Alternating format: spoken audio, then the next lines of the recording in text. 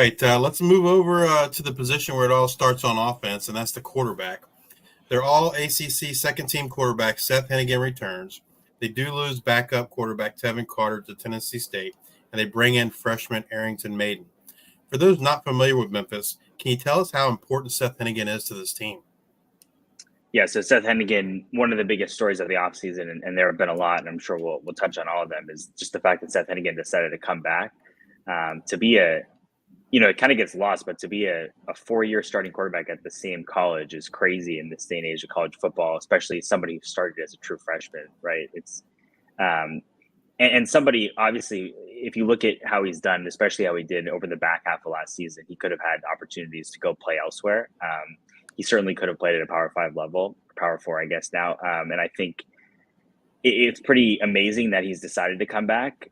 When you think about it in the context of where college football is headed, he's already Memphis' all-time leading passer. Basically every record that there is for the Tigers that he doesn't already have, he's likely to break in 2024.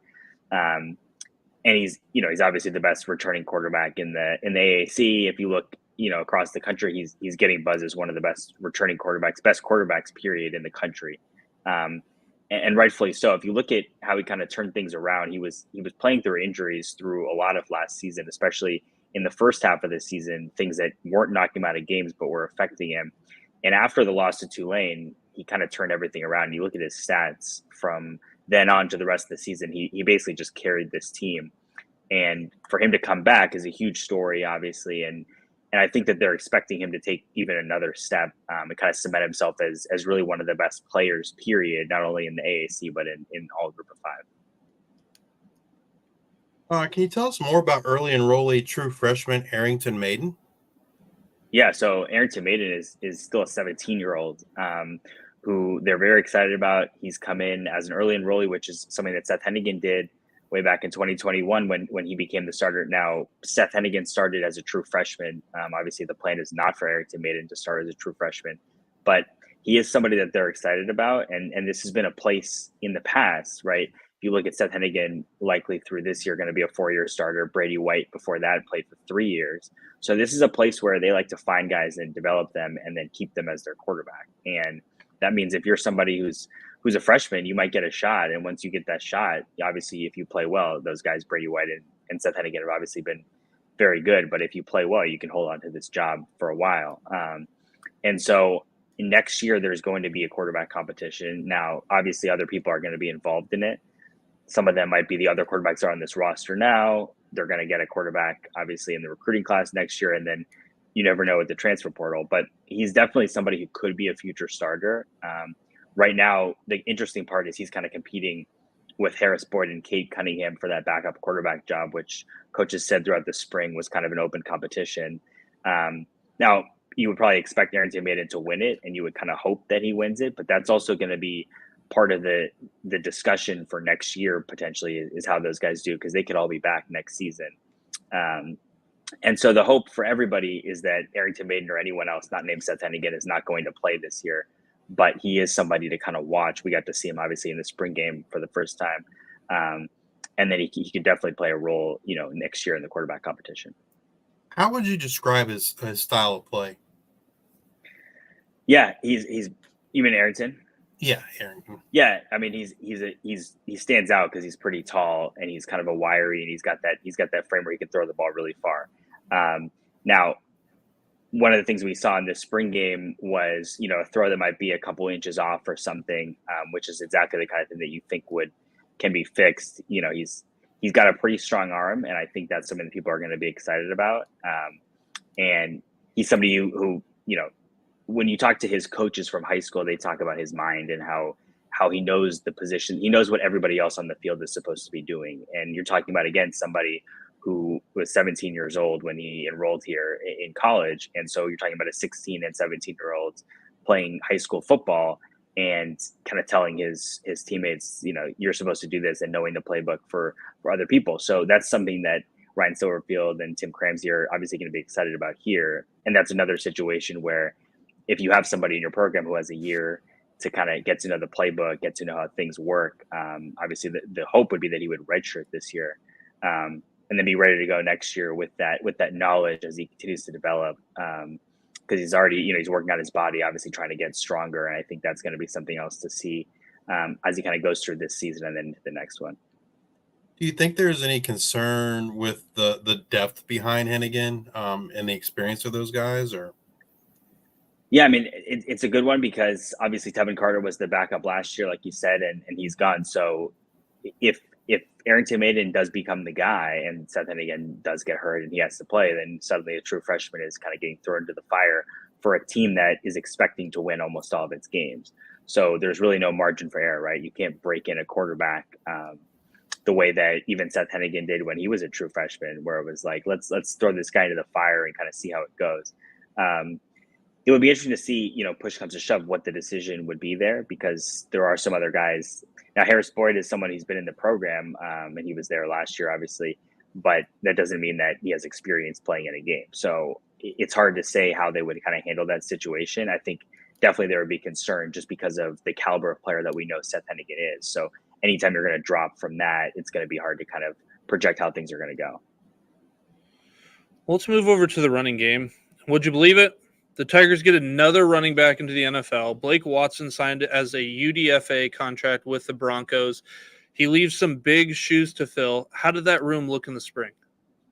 Yeah, so it was all about Mario Anderson, and that's going to be the story, really not just with the running back room, not just with the offense, but he's been the guy that people have talked about, at least especially through the spring, before some of the guys that came in the spring. And again, you can see why, because he was the leading rusher for South Carolina last year. He was USC was after him and Oklahoma was after him, and he chose to come to Memphis, which is obviously, that in and of itself is something that Memphis fans are going to be excited about, and it's going to kind of turn heads. Now, even people you talk to around the program, when Memphis is recruiting running backs, it's different than recruiting any other position, because Memphis is known as RBU. There's plenty of guys who have come through here recently: Tony Pollard, Antonio Gibson, Patrick Taylor, Joe Henderson, Kenneth Gainwell. The list goes on. I've kind of got it stuck in my head. It just runs in repeat in the background all the time. And those names are all on the wall in the practice facility, by the way. And now Blake Watson, you got to add that one to the list too, assuming he makes the Broncos opening roster. So Mario Anderson is a grad transfer. He's coming here for one season. He's coming here to fill the shoes that Blake Watson left. Now, that's going to be difficult because Blake Watson was really good for this team last year. He rushed for 1,000 yards. He was a weapon in the pass game. And he was really consistent throughout the season. That was one of the big things. Memphis didn't have a 1,000-yard rusher the season before, and consistency was one of the things they were looking for. And so now you look at this running back room, and you've got Mario Anderson, who we know is going to be the main guy, and there's a lot of depth behind him, as there was last year behind Blake Watson, but he kind of just took the job and made it his own. So there's going to be other names to know for sure, and we'll obviously touch on them. But Mario Anderson is going to be the guy. He's going to get headlines, I think, not just in Memphis, but I think throughout the group of five going into the season. They also brought in a transfer from UMass, Greg DeRoziers Jr. It might be French. I'm not sure on the pronunciation. DeRozier is what I was told. DeRozier. Ryan Silverfield also said that he botched the name the other day. So you guys are on the same page. That's what I believe it is. Yeah. Okay. Yeah. Tell us a little bit about him. Yeah. So again, he's joining a room where you've got Mario Anderson, like we said, who's going to be the top guy. Now, Sutton Smith, I'm sure we'll touch on, is another huge guy's going to play a huge role. I think Greg DeRozier he could play a role on special teams, and he could be somebody who plays a bigger role maybe next season. Now, depth is going to be a big thing, and obviously running backs can get injured really quickly. So I think a lot of guys are going to be ready. But I think, and they've been trying to involve running backs in ways besides just handing the ball off to them. That's one of the things with Sutton Smith, but with other guys too. And I think he has the kind of skill set where you could see him catching passes out of the backfield, maybe even, lining up in the slot. And so that's definitely something to watch. As we go into the season, I think the ways that they try to involve some of these guys to make sure they can get as many of them on the field as possible. You touched on Sutton Smith there. He returns, and Brandon Thomas also returns. What can you tell us about the rest of this room, and what kind of split do you think that we're going to see from this team in this room here in 2024? Yeah, so Brandon Thomas, really interesting career in Memphis, because if you go back a couple of seasons, he was the top rusher at Memphis. And dealt with injuries, dealt with a lot of things, and really wasn't involved at all at the beginning of last season. It seemed like he was just kind of an afterthought. And then he ended up kind of getting deployed halfway through the season as the goal line back, and was amazing basically in that role. Basically, if you give this guy the ball around the end zone, he's going to score a touchdown almost every time. And Blake Watson, who I just talked about how great he was, which is true. The one thing that he wasn't great at was carrying the ball inside the 5-yard line, because he fumbled 3 times inside the 5-yard line, which is kind of a stunning stat. And so they took that job away from him and they gave it to Brandon Thomas, who I think, basically by the end of the season, he was scoring 2 or 3 touchdowns. It felt like every game. And so based on the way that he performed in that role, I would expect him to do that again. Then Sutton Smith is kind of the big wild card really on this whole offense, because we've seen throughout his time at Memphis, he has an ability to do things that nobody else on the field can do. And the best example is go back to the AutoZone Liberty Bowl and the touchdown that he scored, a reception where he catches the ball and there's 3 guys who are about to tackle him for what looks like a 3-yard gain. And he pulls off some move that I've watched it 100 times and I still don't really understand what happened. Like my only explanation is like I tweeted about right after, is that the defense glitched right after he got the ball, because it looks like you're playing Madden and they just stop moving. And then he just sprints away from everybody else like it's nothing. And that was one play, but he does stuff like that all season. And so for him, obviously consistency is the big thing, because people are always going to ask, well, why doesn't Sutton Smith just get the ball every play? And so it's going to be consistency. Can he run on the inside? Can you give him the ball, and can he just take a 3-4 yard gain? Because we know when we see those highlights what he's able to do, but what can he do on an every play basis? And they said going to last season, they're going to line him up in the slot. We saw that a little bit. We saw trying to get him on the field. I'm thinking we're going to see more of that this year, just because we know what he can do, and he's going to have another offseason to work on the rest of his game. And so that's something that's going to be a big one really to watch, to see how he's involved. And then, like you said, what the split is in terms of workload. So do you think it'll be like last year, Watson pretty much dominated those touches? It was like 45% to Sutton Smith's like 15%.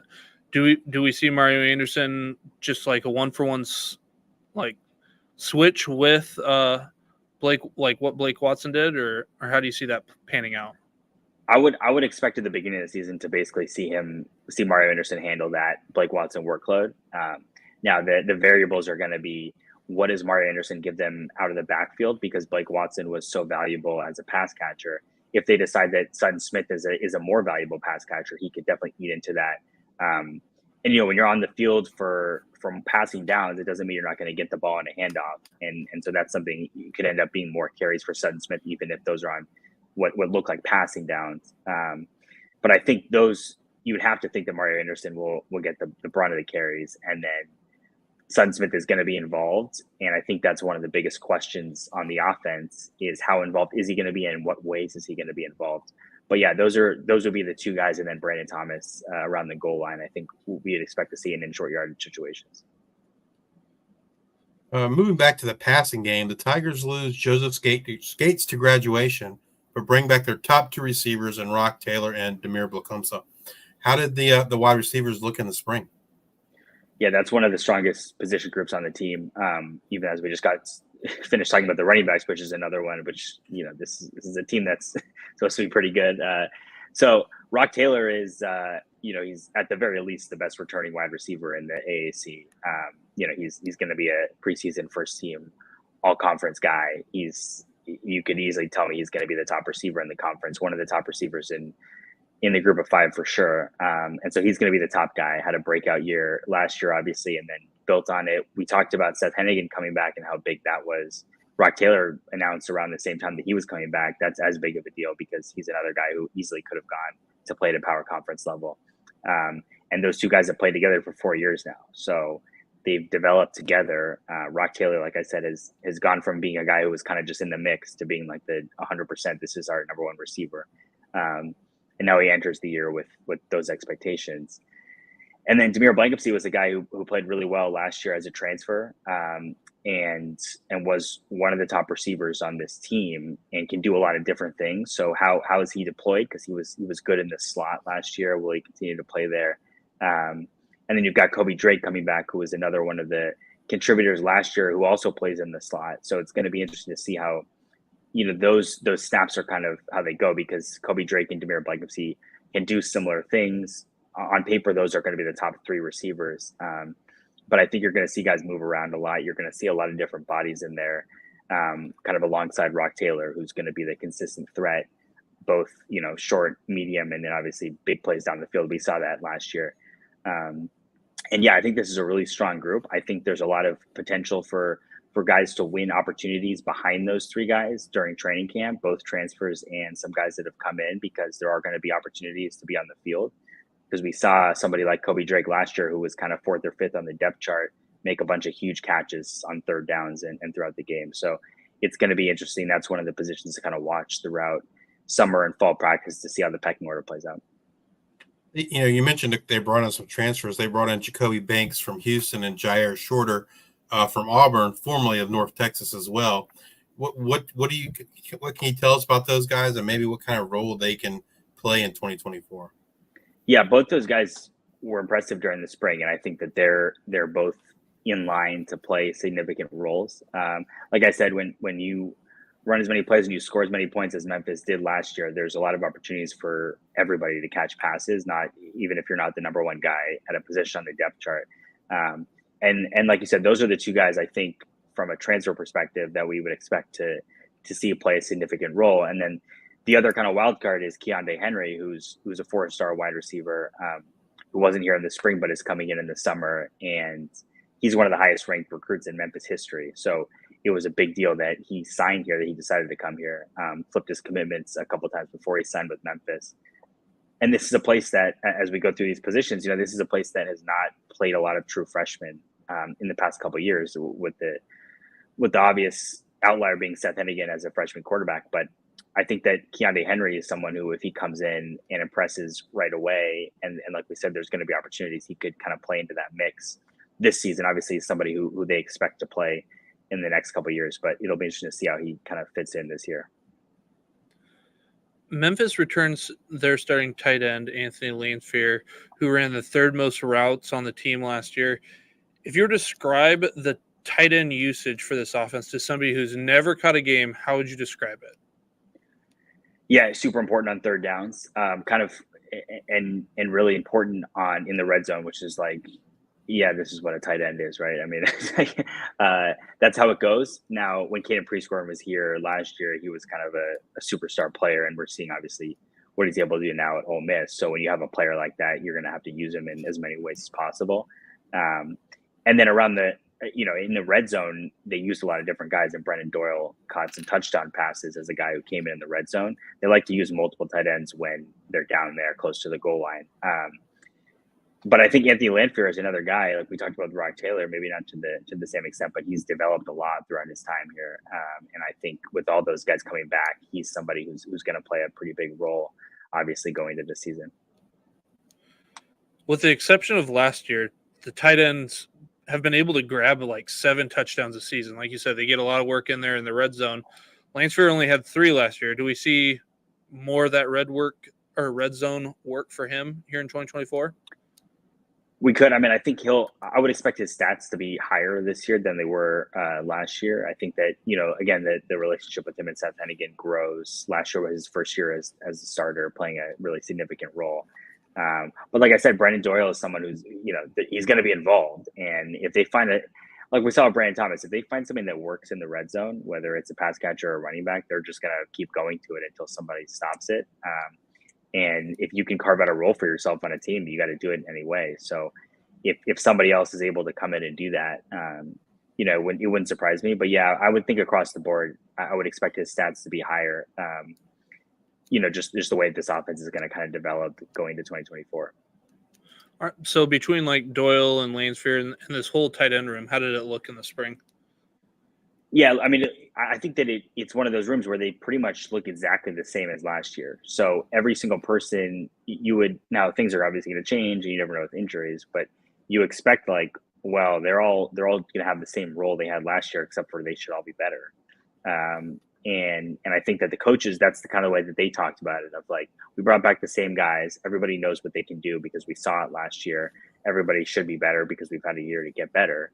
And they're going to bring in guys, they're obviously bringing in guys who are going to compete for spots in the future. But I think we should expect it to look basically like it did last year. And we should expect Anthony Lamprey to take another step forward as the kind of number one tight end, in the kind of vein of the past couple tight ends who we've had in Memphis, maybe with the exception of Prescorn, who's kind of an outlier. But yeah, this is a place that there's been opportunities for tight ends and guys have been pretty consistent. And I think consistency is something to watch with him this year. Moving over to the offensive line, they lose starting center Jacob Likes to graduation. They're starting left tackle and right guard to transfer, but they were able to bring back Xavier Hill at right tackle and Jonah Gamble at left guard. How did the coaching staff address these losses in the offseason? Yeah, by bringing in as many transfers as you can count, basically. So the offensive line is totally rebuilt, and even those guys, you mentioned Jonah Gamble and Xavier Hill, they're likely to play different positions than they played last year. So we're going to likely see a different person at every single position on the offensive line from last season. And obviously that's going to lead to questions, but I think that they're pretty happy about the caliber of player that they brought in. So Jalen Nichols comes in. He was slated to be South Carolina's starting left tackle in 2023 before he got injured. So he was working his way back still from a knee injury during Tiger spring practice. But if he's healthy, he should be in there. And then you've obviously got Jonah Gamble, who might need to play center because Jacob Likes, it's one of those things where you lose Jacob Likes. He was a really good player for this team, but he was, in terms of leadership, and we'll get to this with some of the guys on the defense, in terms of leadership, he was huge for this team, both just in what he did for the offensive line, his relationship with Seth Hennigan. And so you've got to replace that. You've got to find a center who's going to have that rapport with Seth Hennigan, which is going to be important. And that's why it could be somebody like Jonah Gamble, who's been in the program. And then Xavier Hill is going to be a really key player, likely to play a guard for this team, as somebody who I think started at 3 different positions last season. And the offensive line coaches and even Ryan Silverlip said he could play any position, which is obviously incredibly valuable when you have injuries and guys shuffling around. So it's going to look a lot different, but I think there's reason to be optimistic about where it's headed. Who do you feel? I mean, so if we assume Nichols is going to start at one tackle, Gamble's at center, and Hill's at one guard, who do you think the other tackle and guard might be? Yeah, it's gonna depend on injuries. Like Trent Holler is somebody who they brought in who was injured during spring practices, and so he could play a factor. Malachi Breland is somebody who they were really excited about last year, and he got to start in the Liberty Bowl and played really well as a true freshman. So his development is another one to watch. John Young is going to be a guy who could be the right tackle. And then the difference, I mean, we felt pretty confident about where it was after spring practices, but then Chris Adams comes in as a transfer from Old Dominion, who can play both tackle positions. And I think he could factor into this equation now too. So now they're suddenly, okay, what is Jalen Nichols in terms of where is his health as we go into the summer? And then where is Chris Adams going to play and how is he going to factor into it? And then again, who's going to play center? Because it seemed like Jonah Gamble was there in the spring, but they also said that they were trying to have 10 different guys take snaps. And it's going to be one of those things where once they decide who the center is, you can kind of build things out from there. And so, yeah, there's a couple of names that are still in the mix, I would say, as of now. All right, Jonah, if you have to pick an offensive player to have a breakout type season in 2024, who would that be?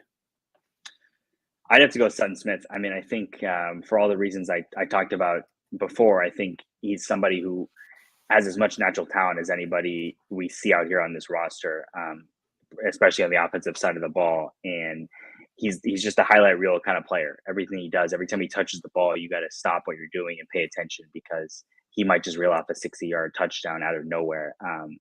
And he's somebody, once he gets more touches, obviously he needs to work on his consistency, and there's a lot of things he can get better at. But I think he's one of those players that if he is able to do it and put those things together, you're talking about somebody who has game-breaking potential and who can really elevate this offense to a whole other level.